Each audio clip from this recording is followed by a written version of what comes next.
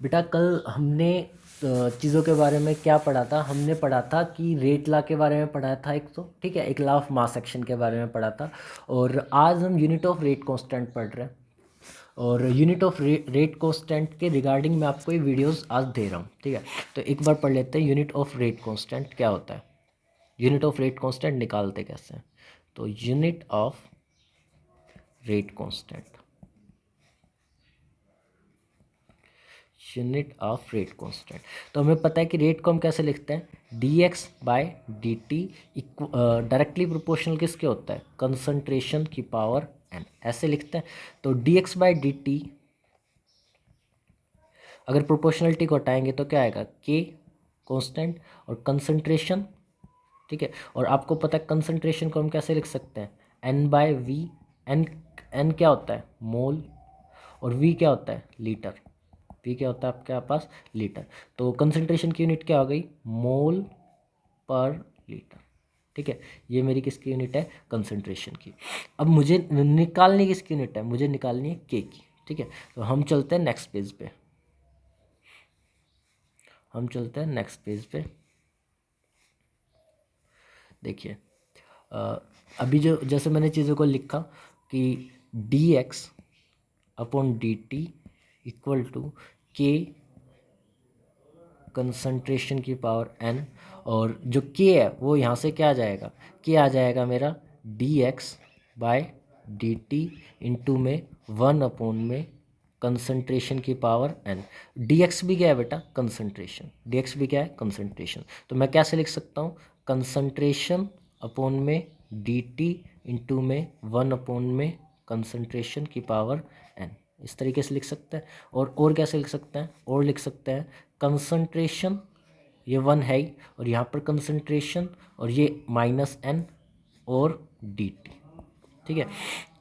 और देखिए जो मैंने अभी तक लिखा है उसको हम और कंक्लूड करके लिखे तो कैसे लिख सकते हैं, हम ऐसे लिख सकते हैं कंसंट्रेशन, और ये आ जाएगा मेरा वन, ठीक है। कंसंट्रेशन, एक और नेक्स्ट पिछले पेज पे चलते हैं, क्या लिखा था मैंने अभी, मैंने लिखा था ये, ठीक है। तो इसको आप यहाँ पे लिख लेते हो, एक काम करो यहाँ पे हो जाएगा इसका साथ, नहीं तो कन्फ्यूज़न हो जाएगा ज़्यादा। Concentration one minus n by D T, और कंसंट्रेशन की यूनिट क्या होती है, कंसंट्रेशन की यूनिट होती है मोल पर लीटर, वन माइनस एन, और डी टी की यूनिट क्या होती है, टाइम से रिप्रेजेंट करता है पर यूनिट होती है इसकी सेकेंड, मोल पर लीटर वन माइनस एन, और टाइम की यूनिट होती है बेटा सेकेंड, सेकेंड इनवर्स, ठीक है। अब चलते हैं नेक्स्ट पेज पे। तो इसको एक बार हम पढ़ते हैं।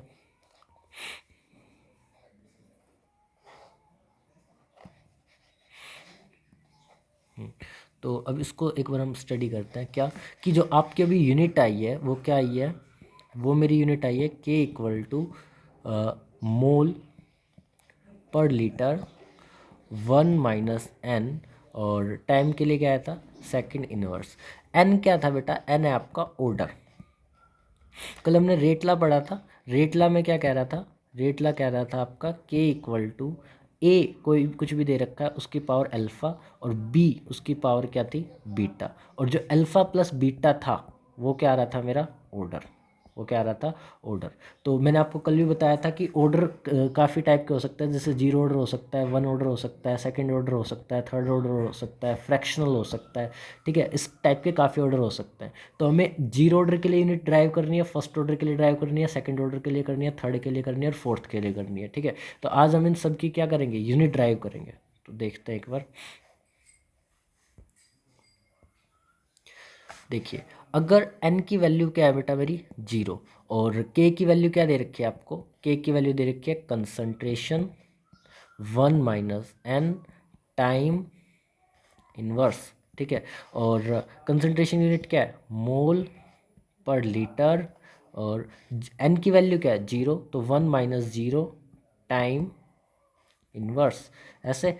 तो वन माइनस जीरो जीरो, तो मोल पर लीटर, और टाइम की यूनिट क्या होती है, सेकंड इनवर्स। तो जब n की वैल्यू 0 होती है तो आपके पास जो k है उसकी जो यूनिट आएगी वो ये आएगी। ठीक है, अब हम निकालते हैं नेक्स्ट n की वैल्यू 1। जब ऑर्डर मेरा क्या दे रखा हो 1, उसके लिए k की वैल्यू मेरे को यहाँ पे ड्राइव करनी है। तो किस तरीके से करते हैं वो देखते हैं। n की वैल्यू क्या लेनी है बेटा मेरे को 1। n की वैल्यू जब मैं 1 ले रहा हूँ तो फिर से वही फॉर्मूला लगाते हैं, k कंसंट्रेशन और 1 माइनस n टाइम इनवर्स। तो concentration 1 minus 1 time inverse. 1 minus 1 कितना आ जाएगा 0। तो कंसंट्रेशन की पावर 0, और किसी की भी चीज़ की पावर अगर 0 हो जाती है तो किसके इक्वल हो जाती है 1 के इक्वल। टाइम, टाइम की यूनिट क्या होती है सेकंड। तो इसकी यूनिट क्या आ जाएगी जब एन की वैल्यू क्या हो 1, तो जो रेट कांस्टेंट है उसकी वैल्यू क्या आ जाएगी मेरे पास आ जाएगी सेकंड इनवर्स। ठीक है, अब हम चलते हैं नेक्स्ट पेज पे। देखिए, अगर आपके पास n की वैल्यू क्या दे रखी है 2, तो दोबारा से k की वैल्यू हम पुट कर देंगे। k की वैल्यू क्या होती है मेरे पास, concentration 1 minus n time inverse. ठीक है, कंसंट्रेशन और 1 माइनस n है ना, तो 1 माइनस क्या करूँगा मैं यहाँ पे 2, और टाइम इनवर्स इस तरीके से। तो कंसंट्रेशन 1 माइनस 2 क्या आ जाएगा -1 टाइम इनवर्स। ठीक है, तो कंसंट्रेशन क्या होता है मेरा मोल पर लीटर -1 ऐसे दे रखा है, और टाइम इनवर्स। तो क्या यूनिट बन जाएगी मोल इनवर्स, और लीटर किस में आ जाएगा मेरा, लीटर आ जाएगा यहाँ पे प्लस में, माइनस माइनस प्लस। ठीक है, और टाइम की यूनिट क्या होती है सेकेंड इनवर्स। इसको आप ऐसे भी लिख सकते हो मोल इनवर्स सेकेंड इनवर्स, और लीटर की वैल्यू किस में बेटा आपकी प्लस में।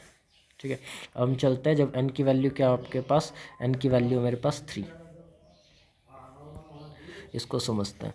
तो n की वैल्यू अगर मेरे पास 3 है तो k की वैल्यू क्या लिखेंगे, k की वैल्यू लिखेंगे concentration 1 minus n time inverse. ठीक है, तो कंसंट्रेशन जो दे रखा है, कंसंट्रेशन की वैल्यू क्या है मोल पर लीटर, और n की वैल्यू क्या है यहाँ पे 3, 1 माइनस 3 टाइम इनवर्स। तो ये मैथमेटिक्स है सिंपली, और कुछ नहीं है, मोल लीटर इनवर्स, और ये आ जाएगा -2 टाइम इनवर्स। ठीक है, तो इसका आ जाएगा मोल -2, और इसको जब आप मल्टीप्लाई करोगे तो लीटर किस में आएगा आपका, लीटर आ जाएगा प्लस में, क्योंकि -1 और -2 आंसर क्या आ जाएगा आपका +2। ठीक है, तो ये +2 आ गया इसलिए, और उसके बाद टाइम क्या है सेकंड इनवर्स। तो आप इसको ऐसे भी लिख सकते हैं मोल -2 सेकंड इनवर्स लीटर +2। इस टाइप से आप चीज़ों को यहाँ पर लिख सकते हैं। ओके,